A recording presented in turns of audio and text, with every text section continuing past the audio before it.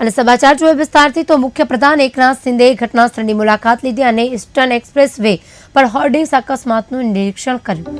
આ સમયે તેમણે ઘટના સ્થળે ચાલી રહેલા રાહત કાર્યની સમીક્ષા પણ કરી તેમજ મુંબઈ મહાનગરપાલિકાના અધિકારીઓને કેટલીક મહત્વપૂર્ણ સૂચનાઓ આપવામાં આવી। તેમણે સમજાવ્યું કે આ વખતે જે અકસ્માત થયો તે ખૂબ જ દુર્ભાગ્યપૂર્ણ છે અને દોષિતોની તપાસ કરવામાં આવશે, તેમની સામે કાર્યવાહી કરવામાં આવશે તેમજ ઘટના સ્થળે બચાવ કામગીરી શરૂ કરી દેવામાં આવી છે।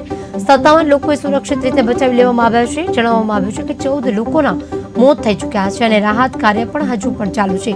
આ અવસર પર શિંદેએ જાહેરાત કરી છે કે મૃતકોના પરિવારજનોને સરકાર વતી 5-5 લાખ રૂપિયાની સહાય આપવામાં આવશે તેવી સ્પષ્ટતા પણ કરી છે કે આ અકસ્માતમાં ઘાયલોની સારવાર સરકારી ખર્ચે કરવામાં આવશે। મહત્વનું છે કે ગઈકાલે જે કમોસમી વરસાદને કારણે વરસાદ નોંધાયો હતો ત્યાં સાથે જ મોટું હોર્ડિંગ્સ ધરાશય થયું હતું અને આ હોર્ડિંગ્સમાં 100 જેટલા લોકો દટાયા હતા, જેમાં અનેક 70 જેટલા લોકોને સારવાર અર્થે હોસ્પિટલ ખસેડાયા છે તો આ સાથે 14 જેટલા લોકો છે તેના મોત થયા છે, જેને 5-5 લાખ લોકોએ સીએમએ જાહેરાત પણ કરી છે। આ સાથે જે લોકોની સારવાર ચાલી રહી છે તેમનો પણ ખર્ચ સીએમ આપશે।